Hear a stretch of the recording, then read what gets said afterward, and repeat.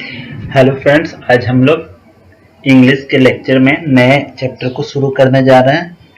आप लोगों को पता होना चाहिए कि जितना वर्ड पावर ज़रूरत पड़ता है एग्जाम के क्वेश्चन को सॉल्व करने के लिए, उतना ही ज़रूरी होता है आपका ग्रामेटिकल पार्ट। तो ग्रामर में बहुत सारे चैप्टर्स आते हैं, लेकिन एक सीक्वेंस एंड सीरीज में हमको उसको डील करना पड़ता है ताकि अगला चैप्टर जो पढ़े वो आसानी से समझ में आए। तो उसके लिए एक सीक्वेंस बना होता है, जैसे सब्जेक्ट वर्ब एग्रीमेंट हुआ, उसके बाद आपको आर्टिकल आना चाहिए, नाउन, नंबर, जेंडर, केस, ये सब आना चाहिए। तो वो एक सीक्वेंस में पढ़ा जाता है। तो हम लोग उसी में शुरू करेंगे। इससे पहले है कि कभी भी घबराना नहीं चाहिए कि एक साथ आप सब चीज को पढ़ ले। एक slow and study wins the race, ये जो है वो आपको उसी तरीके से चलना है, स्लो स्लो करके, और स्टेडी रूप से पढ़ाई करनी चाहिए। मतलब एक लगातार होना चाहिए, परसिवरेंस होना चाहिए कि लगातार आप प्रयास कर रहे हैं सीखने की, चीजों को सीखने की कोशिश करें और एग्जाम्पल के साथ हमेशा बनाते, साथ में प्रैक्टिस करते रहते। इससे पहले हमने वर्ड पावर के लिए एक वन वर्ड सब्स्टिट्यूशन का सीरीज शुरू किया था, जिसमें 22 से 23 वीडियो है, जिसमें बहुत सारे अप्रोक्स 1000 वर्ड हमने डिस्कस किया था। उसको आप लोग देखेंगे तो उससे भी वर्ड पावर आपका बेहतर होगा, क्वेश्चन बनाने में सहूलियत होगी। तो चलिए हम लोग पहले आज वन वर्ड ये सब्जेक्ट वर्ब एग्रीमेंट से शुरू करेंगे। इसमें धीरे धीरे चीजों को समझेंगे ताकि पहले हम लोग उस सेंटेंस फॉर्मेशन का तरीका समझ में आ जाए। चलिए तो शुरू करते हैं। मेनली क्या होता है, सब्जेक्ट वर्ब एग्रीमेंट जो होता है वो दो चीजों पे ही निर्भर करता है। मेन जो चीज होता है, मेन जो रूल होता है, जैसे देखिए, अगर सिंगुलर, एक चीज दिमाग में हमेशा रहना चाहिए कि अगर सब्जेक्ट आप सिंगुलर लेते हैं तो आपको वर्ब भी सिंगुलर लेना पड़ेगा। अब ये बात होती है कि निर्भर कैसे, किस पे निर्भर करेगा। अगर हम फिक्स कर ले कि यहाँ पे जो सब्जेक्ट लगा है, प्रोनाउंसिएशन या देखने में, स्पेलिंग में सब कुछ सेम होगा, लेकिन वहीं पे सब्जेक्ट का जो भाव होगा, कहीं पे सिंगुलर वाला होगा, कहीं प्लूरल वाला होगा। तो ये चीज आपको समझना है कि ये रूल नहीं चेंज होता है, जबकि उस वर्ड का मीनिंग चेंज हो जाता है।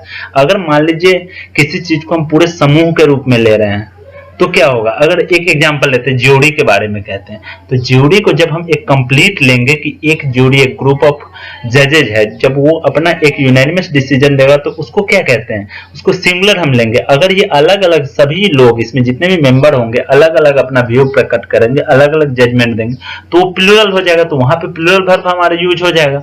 तो उसी तरीके से हम लोग को फाइंड आउट करना आखिर सब्जेक्ट कह क्या रहा है, वो सिंगुलर भाव दे रहा है या प्लूरल भाव दे रहा है।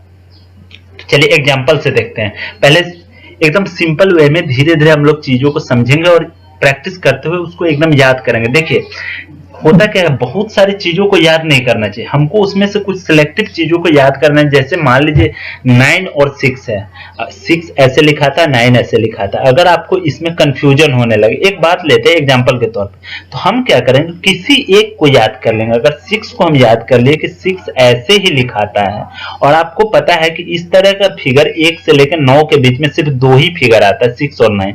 तो एक को अगर आप याद कर लिए तो दूसरा जो बचेगा वो 9 ही होगा, तो कंफ्यूजन ही दूर हो गया। इसलिए ऐसा नहीं कि हमको दोनों याद करना है, तो हम लोग सिलेक्टिव रूप से पढ़ाई करेंगे।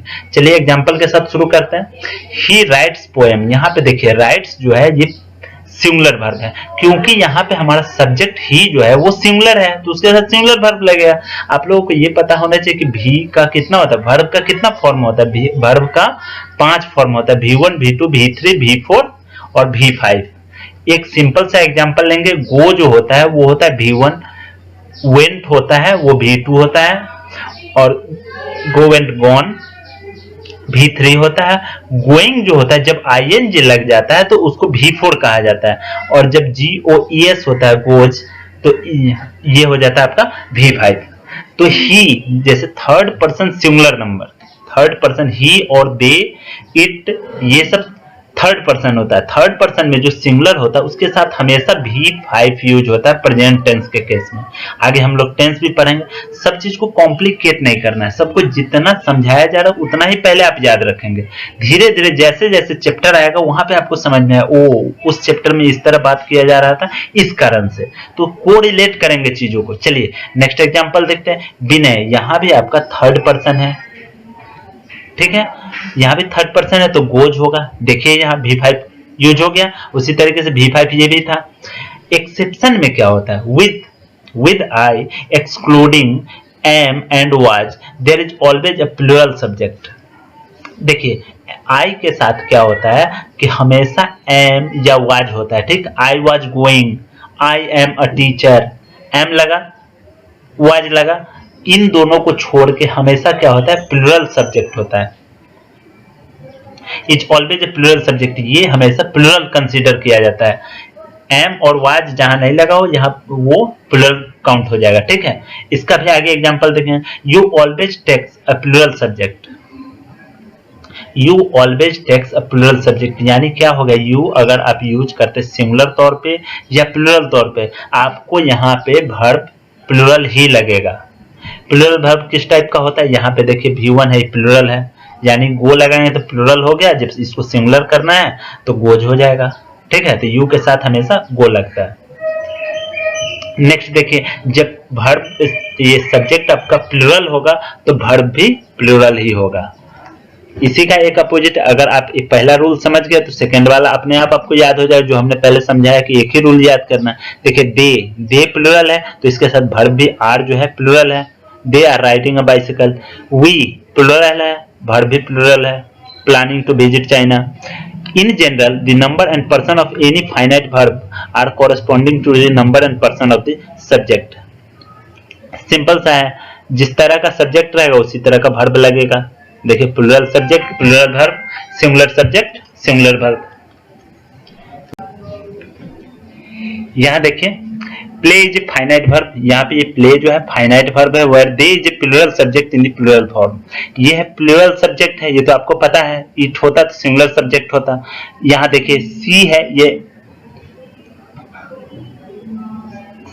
सिंगुलर सब्जेक्ट है, ठीक है, यहाँ पे गलत है, ये सिंगुलर सब्जेक्ट है, ठीक ना। Is finite verb where it is with the singular subject सी। यहाँ देखिए ये फाइनाइट वर्ब है, लेकिन ये इसके अनुसार बदल गया ना, फाइनाइट वर्ब है, ये प्ले यहाँ पे लगा, जब प्लूरल था तो प्ले हो गया, यहाँ पे प्लेज हो गया क्योंकि सिंगुलर सब्जेक्ट था, तो जैसा रहेगा उसके अनुसार अपना रूप बदल लेता है। चलिए नेक्स्ट हम लोग चलते हैं, इंपॉर्टेंट रूल्स में हम आएंगे। कुछ रूल्स है जो आपको याद रखना जरूरी है, क्योंकि कॉमन एरर में ऐसे क्वेश्चन आते हैं जो अगर इसको आप लोग एक दो बार पढ़ लेते हैं तो आपको आसानी से आप लोग इसको सॉल्व कर पाएंगे। चलिए, if the subject of a sentence is singular noun then it takes a singular verb. पहले हम लोग पढ़ चुके हैं, सिंगुलर नाउन है तो इसका सिंगुलर वर्ब होगा। यहाँ देखिए अ विजिटर, ये सिंगुलर है तो इसके साथ हैज लग गया। हैज होता है वो सिंगुलर होता है और हैव जो होता है वो प्लूरल होता है, ठीक है। इस सब चीजों को भी अगर नहीं पता तो आप लोग सीखते चलेंगे, ठीक है। If two singular noun are joined with and यानी और, जैसे राम और श्याम, तो राम एंड श्याम हो जाएगा। तो जब एंड से जुड़ता है यानी कि सब्जेक्ट क्या हो गया आपका, 1 + 1 2 हो गया। यहाँ राहुल एंड अनीता जब ही जुड़ा तो ये 2 हो गया, सब्जेक्ट क्या हो गया, प्लूरल हो गया, 1 + 1 2 हो गया, तो उसके साथ क्या होगा, वर्ब आपका प्लूरल होगा। अभी बताया है प्लूरल होता है। उसी तरीके से a computer and a printer, दोनों अलग अलग सब्जेक्ट है, सिंगुलर 2 सब्जेक्ट मिलकर प्लूरल हो गया, तो ये क्या हो गया आपका हैव प्लूरल लग गया, हैव बीन इंस्टॉल्ड। आगे देखिए, two singular nouns are joined with and but before them there is each every. अब यहाँ बात आती है ईच और एवरी की, तो इस चीज को आप समझेंगे। एंड से जुड़ने के बाद, एंड से अगर ये चीज जुड़ा तो आप तो सोचेंगे कि ये सिंगुलर है, दोनों जुड़ के प्लूरल हो जाएगा। लेकिन एक चीज आप समझिएगा, इसको ध्यान से देखिए, ईच मतलब क्या होता है, प्रत्येक, यानी कितना भी चीज है उसमें से एक, ईच मतलब प्रत्येक, उसमें से एक। तो यहाँ ईच की बात हो रही है, यानी कि सब्जेक्ट को ये सिंगुलर कर दे रहा है। अगर सिंगुलर कर दिया, भाव सिंगुलर आ रहा है तो सिंगुलर वर्ब ही लगेगा। इज इनवाइटेड, इज देख रहे हैं सिंगुलर वर्ब हो गया, ठीक है। The duty of every boy and every girl, यहाँ बॉय एंड गर्ल मिलके तो प्लूरल होता है, लेकिन एवरी लगने के कारण यहाँ पे इस दोनों मिलके भी सिंगुलर हो गया, तो वर्ब हमारा सिंगुलर हो जाएगा। तो इसको याद रखना है, ईच एवरी जहां भी मिलेगा तो आप सिंगुलर वर्ब यूज करेंगे। If two singular nouns are joined with and to, with से जब 2 सिंगुलर नाउन विद से जुड़ा, विद एंड से जुड़ा हो, ठीक है, एंड से जुड़ा हुआ है, लेकिन उसका जो एक्सप्रेशन निकले अबाउट अ पर्सन, थिंग और expression, then singular verb is used. देखिए इसका जो भाव निकलता है वो दोनों मिलके एक ही होता है। जैसे ब्रेड एंड बटर है, यहाँ पे इज क्यों यूज हो रहा है, क्योंकि ब्रेड एंड बटर एक डिश के बारे में कहा जा रहा है। जैसे इडली सांभर अगर कहा जाए तो वो एक डिश है, एक के बिना दूसरा अधूरा है, तो वो ऑल टुगेदर मिलाकर एक ही माना जाता है, इसलिए सिंगुलर वर्ब हो जाता है, ठीक है। तो यहाँ पे सिंगुलर वर्ब लग गया। A few other such pair of nouns are, देखिए इस तरीके से ब्रेड एंड बटर हो गया, राइस एंड करी हो गया, ये एक डिश का नाम है। हॉर्स एंड कैरेज हो गया, जैसे देखिए हॉर्स और कैरेज की बात करते हैं तो कैरेज बिना हॉर्स के, घोड़ा गाड़ी किसी काम का है नहीं। Hammer and sickle, crown and glory, दोनों मिलकर भी सिमिलर भाव देता है, लेकिन इसमें कुछ एक्सेप्शन होता है। Two such nouns are used to denote two different things, अगर दो डिफरेंट थिंग्स को डिनोट करे then it takes a plural verb, जैसे अगर भाव निकले अलग अलग। Crown and glory exist together, यहाँ कह रहा है यहाँ क्राउन एंड ग्लोरी सिमिलर नहीं होगा क्योंकि एक ही भाव नहीं निकल रहा है। यहाँ देखिए क्राउन, क्राउन मतलब सट्टा या मुकुट, जो भी उपाधि, और ग्लोरी, ग्लोरी चमक यानी कि उसका प्रसिद्धि। एग्जिस्ट टुगेदर, एक साथ एग्जिस्ट करते हैं हमारे दुनिया में या समाज में। तो यहाँ दोनों का अलग अलग बात बताया जा रहा है कि क्राउन भी और ग्लोरी दोनों एक साथ एग्जिस्ट करते हैं। तो यहाँ अलग अलग कहा इसलिए यहाँ प्लूरल वर्ब हो गया। इसलिए सेंटेंस जब देता है तो कहीं कहीं आपको कंफ्यूजन हो जाएगा, तो वहां कुछ अपना कंसाइंस यूज करके ऑप्शन मारा जाता है। ये टू नाउन्स और प्रोनाउंस आर ज्वाइंड विथ, देखिए इस लाइन को आप पूरा याद कर लीजिएगा, ये समझ लीजिए, याद करने की जरूरत नहीं है, बार बार क्वेश्चन बनाएंगे खुद ब खुद याद हो जाए। चीजों का आप समझिए इसका अर्थ क्या निकलता है। ये जितना भी चीज दिया हुआ है इसका अर्थ होता है लगभग साथ में, जैसे I along with my father, मैं अपने पिता के साथ। इन एडिशन टू, जैसे he plays cricket in addition to reading books, मतलब पढ़ाई के साथ साथ क्रिकेट भी खेलता है। बिसाइड्स मतलब अलावे, पानी के अलावे चाय भी मुझे चाहिए। लाइक उसके जैसा, अनलाइक उसके जैसा नहीं, किसी के जैसा नहीं।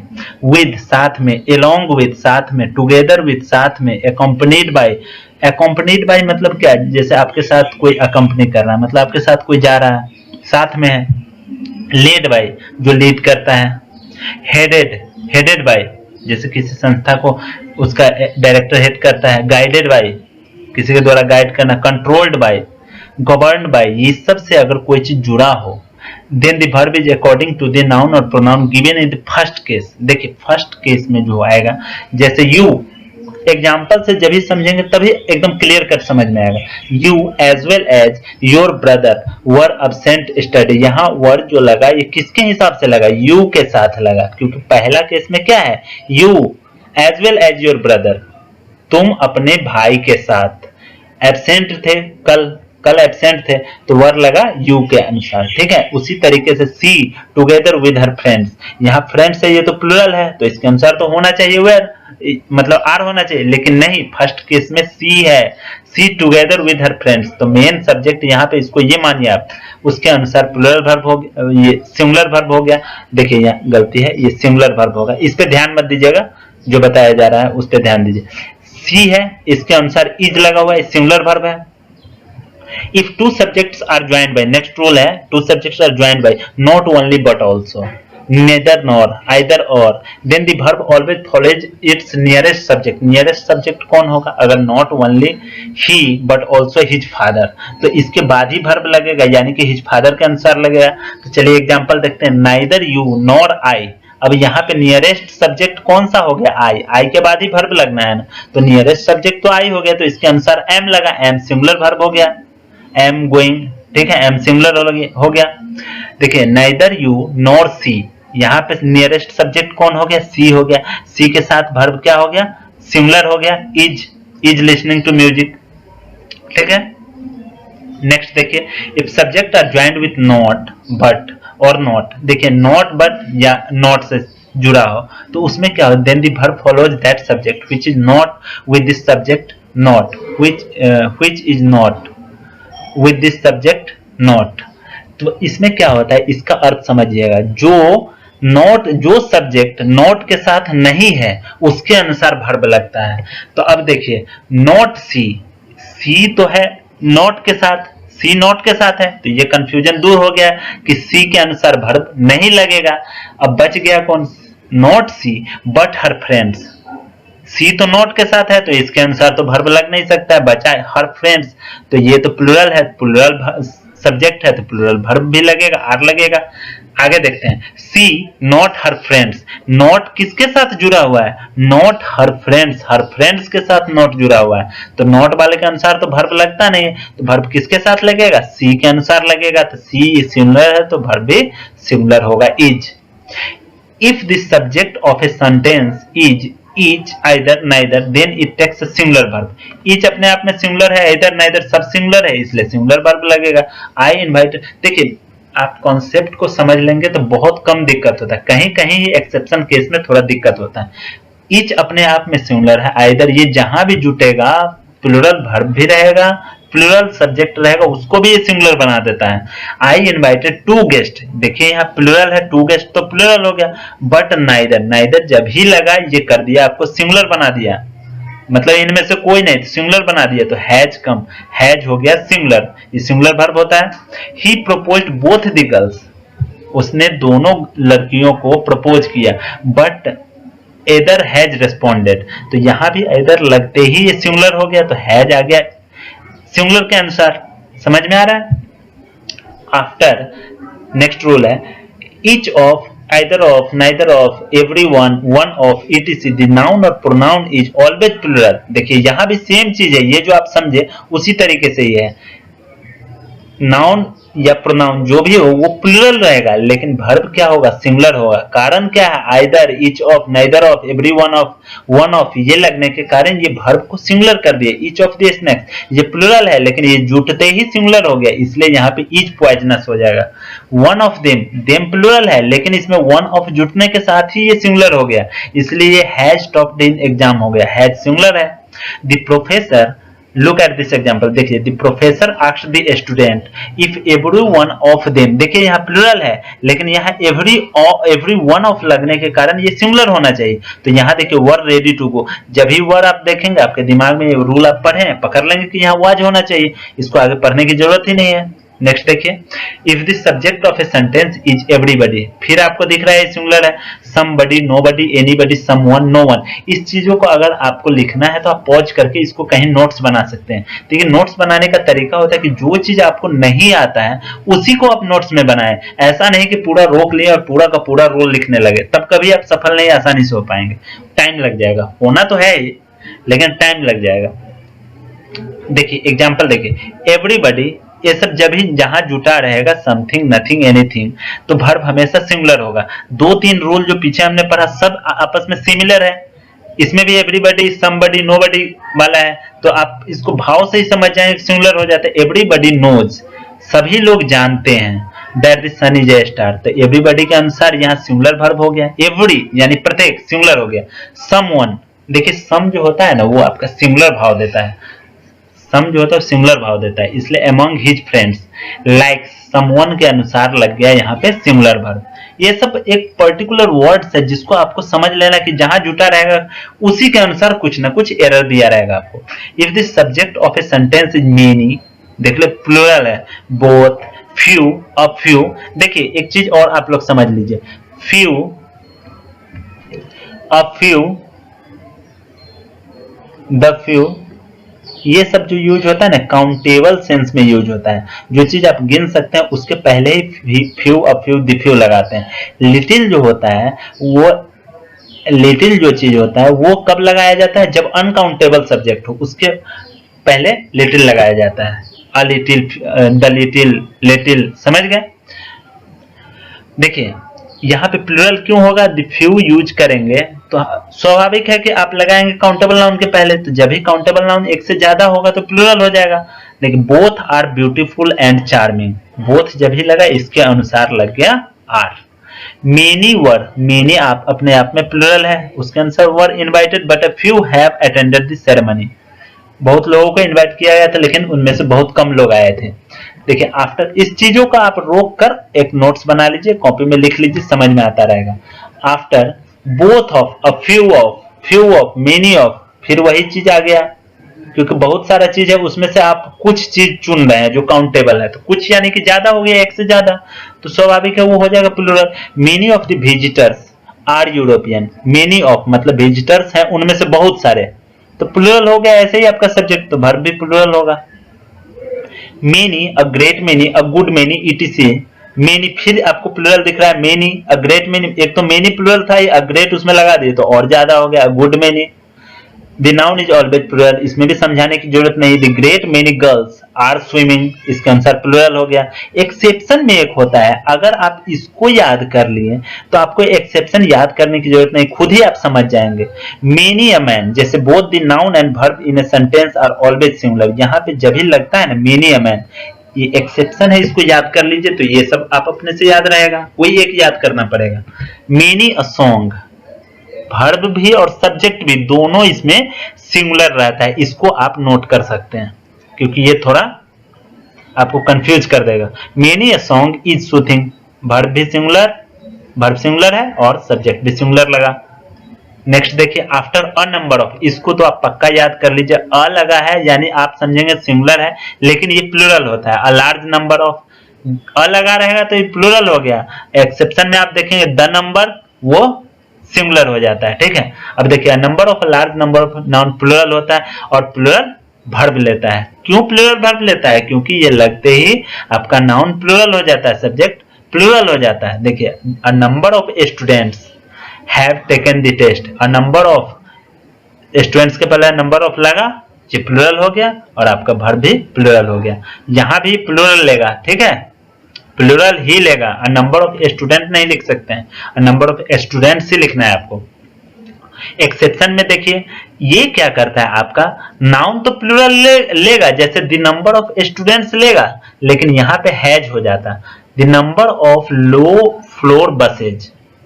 देखिए, सब्जेक्ट आपका प्लूरल लिया, नाउन आपका प्लूरल लिया, लेकिन वर्ब आपका सिंगुलर हो गया, तो ये एक्सेप्शन आप जरूर से याद रखेंगे।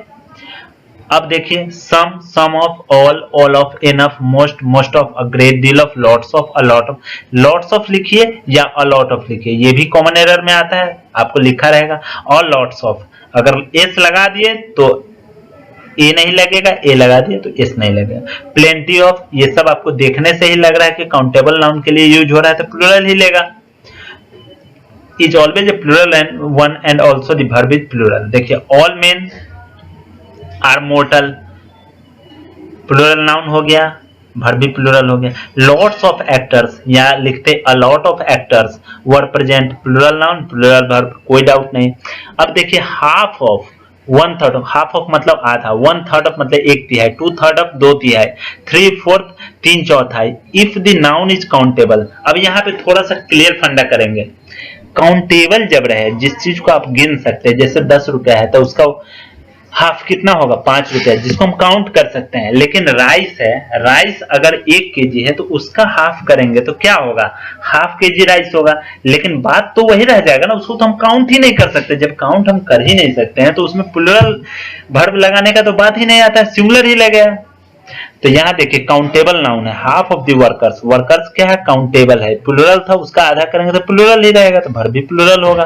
कॉन्सेप्ट के साथ समझिए, तरीका ऐसा अपनाइए कि आपको याद रहे। आप कहीं भी दिमाग अगर भूल भी जाते हैं रूल, तो कुछ ना कुछ सोच के आप उसको कर लें, वैसा कीजिए। But the exception is, exception में क्या होता है, नाउन इज अनकाउंटेबल, वही बात हमने कहा था। It is always singular and the verb is also singular. देखिए, 3/4 ऑफ मेजोरिटी, मेजोरिटी मतलब क्या होता है, संख्या, बाहुल्य, तो वो क्या होता है, उसको आप काउंट तो कर नहीं सकते हैं, तो अगर आधा भी करेंगे फिर भी तो वो अनकाउंटेबल ही रहा, अनकाउंटेबल है तो सिंगुलर नाउन होगा, सिंगुलर नाउन है सिंगुलर वर्ब होगा। आफ्टर मोर देन वन, मोर देन वन आपको देखने से क्या लगता है, प्लूरल होना चाहिए, मोर देन वन, लेकिन ये एक एक्सेप्शन के तौर पे, there is always singular noun followed by singular verb. More than one hall, इसको आप एकदम से रखेंगे नोट करके। More than one hall is booked, more than जब ही लगा तो आगे क्या आया, वर्ब सिंगुलर आता है, ठीक है, नाउन सिंगुलर आएगा और वर्ब भी सिंगुलर आएगा, क्योंकि ये सिंगुलर सब्जेक्ट बना देता है। एक्सेप्शन में देखते हैं, मोर प्लूरल देन वन, जैसे मोर देन था तो सिंगुलर लगाते थे, लेकिन मोर के बाद अगर सब्जेक्ट आता है कुछ या नाउन आता है तो प्लूरल आएगा, मोर वर्कर्स देन वन। अब देखिए, वर्कर्स आ गया प्लूरल, तो इसके अनुसार लग गया हमारा वर्ब, प्लूरल वर्ब, वर्कर्स के अनुसार आर लग गया। इस एक्सेप्शन को भी आप नोट करेंगे। 2 ही 4 पॉइंट आपको दिखेगा पूरे रूल्स में जो आपको थोड़ा कठिन लगेगा। इफ देयर, इट, देयर और इट अगर यूज होता है, यूज एज इंट्रोडक्टरी सब्जेक्ट, जो शुरुआत में आता है, जैसे there is a water in the well, तो वहां इंट्रोडक्टरी सब्जेक्ट के रूप में, सब्जेक्ट के रूप में यूज होता है। कौन से सब्जेक्ट के रूप में? Introductory subject. टर्म्स को भी आप समझते चलेंगे। In a sentence then the verb with there is decided considering the usage of number. तो कैसे लगेगा आपका वर्ब, प्लूरल है या सिंगुलर? तो देयर के बाद जो आएगा फर्स्ट सब्जेक्ट, सब्जेक्ट यहाँ क्या आ रहा है? There was a tiger, tiger singular है इसलिए वर्ब भी हमारा सिंगुलर होगा। देयर वेयर टू टाइगर्स, देखिए सब्जेक्ट प्लूरल हो गया तो आपका वर्ब भी प्लूरल होगा। There was water in the well, क्योंकि वो वाटर जो होता है अनकाउंटेबल होता है तो वो सिंगुलर वर्ब लेता है इसलिए देयर वाज होगा। If with the construction numeral, numeral क्या होता है? 10, 20, इसको न्यूमेरल कहते हैं, ठीक है। Plural noun there is any definite unit, distance, weight, height etc then the verb is always singular. अगर एक डेफिनिट चीज हो, जैसे यहाँ क्या है? 10,000 rupees is a good amount, यहाँ अमाउंट की बात कहा जाता है, क्वांटिटी है ये, ठीक है। तो यहाँ पे क्या हो गया? मतलब एक यूनिट है, अमाउंट है, तो डेफिनिट है, तो यहाँ पे आपका क्या हो जाएगा? इज लग गया। लेकिन इसका भी एक एक्सेप्शन है, पहले तो आप देख लीजिए 5 टन्स ऑफ राइस, यहाँ तो आपको देखने से प्लूरल लग रहा है, इसको अभी आप नोट कर लेंगे, ये कंफ्यूजन क्रिएट कर देगा। Is enough for my family, क्योंकि अगर सेंटेंस देगा भी तो आप इसको डिसाइड नहीं कर पाएंगे थोड़ा देर के लिए। फिफ्थ देखिए एक्सेप्शन में क्या होता है कि जब यहाँ पे अलग कोई पर्पस हो तब क्या होता है? If different unit in the construction of numerical adjective plural number then it takes a plural verb. इस एग्जांपल को लेते हैं। 50,000 rupees have been spent for the construction. देख रहे हैं स्पेंड क्यों किया गया? 50,000 रुपीज को कंस्ट्रक्शन पर्पस के लिए, ये किसी काम के लिए यूज किया गया है, ठीक है, इसलिए यहाँ पे हैव हो गया प्लूरल वर्ब। ये भी एक एक्सेप्शन टाइप है, इसको आपको याद रखना पड़ेगा, ठीक है। यहाँ पे देखिए एक अमाउंट के बारे में बताया जा रहा है तो इस तरीके से आप थोड़ा सा कंफ्यूज हो जाएंगे, इसलिए इस सब चीजों को आपको याद रखना पड़ेगा। नेक्स्ट देखिए इफ, हु, व्हिच, दैट, ये सब क्या होता है? आपका रिलेटिव प्रोनाउन होता है। रिलेटिव मतलब आप समझिए ना, रिलेशन दिखाता हो। जैसे व्हिच बॉय मतलब कौन सा लड़का, एक रिलेशन दर्शाता है ना कि I am that person who taught you, जिसने तुम्हें पढ़ाया था, तो एक रिलेशन बताता है। तो ये सब रिलेटिव प्रोनाउन के रूप में यूज होता है। Which, what, who, that. अब देखिए तो इसमें क्या होता है? एंटीसीडेंट के अनुसार रिलेटिव प्रोनाउन है ये, तो इसमें verb to follow depends on the number and person of its antecedent.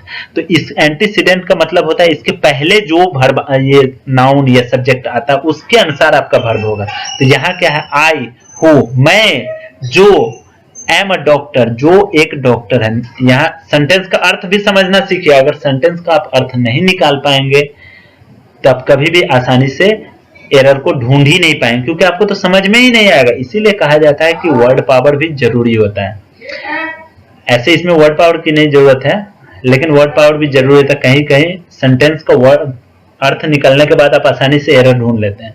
I who am a doctor practice here, मैं जो एक डॉक्टर हूं यहाँ पे प्रैक्टिस करता हूं।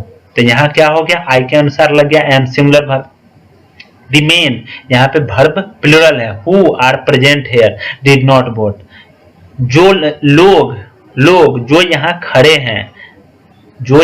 हैं, वोट उन्होंने वोट नहीं दिया, डिड नॉट वोट, ठीक है। तो इसके अनुसार लग गया प्लूरल वर्ब, क्योंकि यहाँ सब्जेक्ट आपका प्लूरल है। Look at the example below. One of the problems, देखिए one of the problems which was discussed. देखिए हम लोगों ने पहले क्या पढ़ा था? One of the problems which was discussed. देखिए प्रॉब्लम्स यहाँ पे एंटीसीडेंट है, व्हिच से पहले है, तो यहाँ पे क्या हो जाएगा? वर्ड डिस्कस्ड हो जाएगा, वर्ड होना चाहिए। यहाँ पे वाज दिया हुआ तो एरर आपका यहीं पे आ जाएगा। In the conference was raised by me.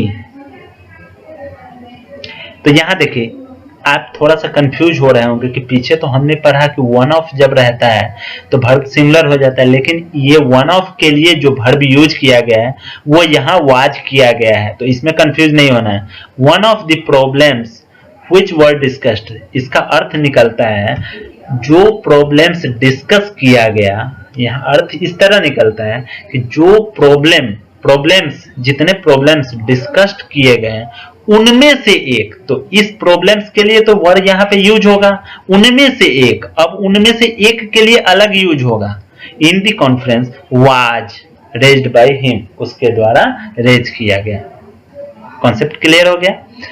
If certain expression like unfulfilled wish, unfulfilled wish वैसा चीज होता है जो आप एक सोचते हैं कि ऐसा होता तो ऐसा होता, उसको अनफुलफिल्ड विशेज कहा जाता है। कंडीशन कि ऐसा होता तो वैसा होता। डिजायर आप इच्छा रखते हैं कि काश ऐसा होता। In the present state is to be brought into expression with the use of if, as if, as दो।